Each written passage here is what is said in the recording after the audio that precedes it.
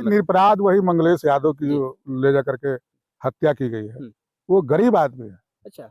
अब बहुत कम उम्र का लड़का है और निरपराध उसकी हत्या कर दी है। नहीं, कहा जा रहा है कि मंगेश यादव की जो इनकाउंटर किया गया है बहुत न्याय किया गया है, जहां तक बीजेपी समर्थन का ये कहना है। अब वही तो मैं कह रहा हूँ कि भाई ये कब क्या बोलेंगे लोग, क्या कहेंगे। ये तो सच्चाई को छिपाने के लिए तमाम इनके पास आडंबरों का भंडार है। ये पूरे देश को खोखला करने का काम कर रहे हैं। ये कभी भी सही नहीं बोल सकते हैं। ये तो रात दिन इसी का एनालिसिस किए हैं। 100% झूठ बोलने की इनकी आदत है, कभी भी सही नहीं बोले। इन्होंने बहुत कुछ कहा था जब इस देश में और प्रदेश में इनकी गवर्नमेंट नहीं थी, तो इन्होंने बहुत वादा किया था जनता के साथ। अब ये नया नया सिगुफा उसको नहीं बतियाते हैं।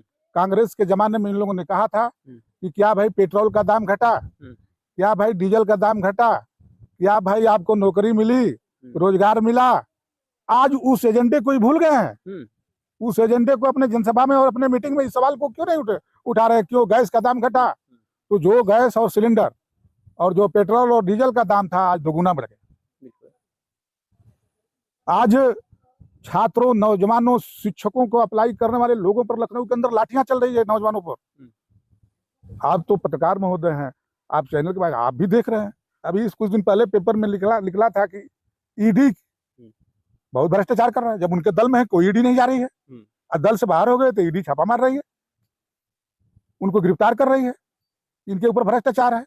उनके दल के नेताओं पर ईडी न जा रही है, न छापा मार रहा है। आना उत्तर प्रदेश के उनके समाज के माफियाओं का न एकाउंटर हो रहा है, न बुलडोजर से कोई मकान गिर रही है। आगामी चुनाव में उत्तर प्रदेश में समाजवादी पार्टी की गवर्नमेंट बनना तय है। तो विपक्षी पार्टी ये मानने को तैयार भी नहीं है। ऐसा है कि जिसका आचरण में विरोध बतियाने का ही काम है, तो आप सही भी काम करेंगे तो विरोध बतियाएंगे। सवाल यह है कि आपके सामने देख रहे हैं, जनता की अदालत में देख रहे हैं, पूरी जनता त्रस्त है। महंगाई, भ्रष्टाचार, तमाम जो है सारे चीजों से जो है कि जनता पीड़ित है। नौकरी, बेरोजगारी, तमाम चीज आपको दिखाई दे रही है और इससे जनता त्रस्त है। अब जनता जात पात के नाम पर वोट नहीं करेगी। अब जनता का जो भला करेगा, जनता का को जो रोजगार देगा, जनता के महंगाई और भ्रष्टाचार को जो खत्म करेगा, अब पब्लिक उसको वोट करेगी। क्या लग रहा है कि योगी बाबा का जो बुलडोजर है वो न्याय के लिए, या फिर कहा जा रहा है कि वो एक्शन जो चल रहा है बाबा का बुलडोजर काफी उत्तर प्रदेश में जो है गरीबों को न्याय दिलाने का काम कर रहा है। हाँ, ये तो आप अभी सुप्रीम कोर्ट का फैसला सुने हैं। जी। कभी भी पॉलिटिकल उत्तर प्रदेश नहीं, पूरे भारत के ऊंची कुर्सी पर बैठने वाले का अधिकार नहीं है। ये नहीं है कि आप कत्ल किए हैं, चाहे मर्डर किए हैं, चाहे कोई अपराध किए हैं, तो आपका मकान बुलडोजर से गिरा दिया जाए। आपको पावर ऑफ अथॉरिटी नहीं है, पावर ऑफ अथॉरिटी कोर्ट को है। और ये कोर्ट तय करेगी कि ये किस सजा के दोषी हैं और इनको कौन सी सजा दी जाएगी। ये मामला कोर्ट का है, जजों का है। बुलडोजर एक्शन होगा या नहीं होगा? तो अभी ऑर्डर किया है सुप्रीम कोर्ट ने, आप सुने होंगे, पेपर में भी आया था।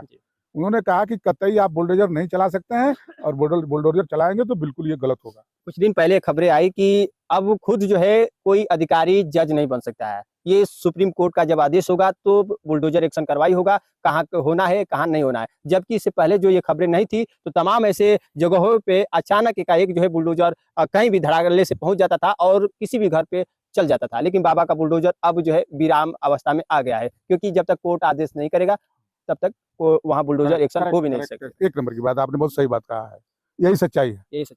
चलिए एक बात सपा पार्टी से ही खुलासा हुआ, एक सवाल का जवाब आपसे ही चाहेंगे कि जो अभी हाल ही में जो पुतला दहन को लेकर जो बातें आई, तो कहा जा रहा है कि जो सत्ता में जो सरकारें हैं उस सरकार का अगर पुतला दहन होता है तो एक बात समझ में आती है कि शायद उसमें क्या कमी है, लेकिन जो सत्ता में नहीं है उसका पुतला दहन जो किया जा रहा है तो कहीं ना कहीं ये एक बेवकूफ़ी है, जो सपा का एक नेता का ही ये बयान है। आपको याद होगा कि मंडल कमीशन के नाम पर भी इस देश के लोगों ने तमाम पुतला फूका, तमाम अपने आत्महत्या किए।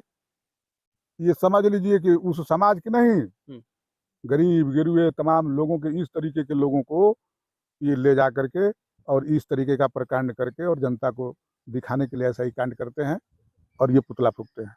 हाँ, ये पुतला फूकते हैं, ये कुछ भी कर सकते हैं, इनका कोई भरोसा नहीं है।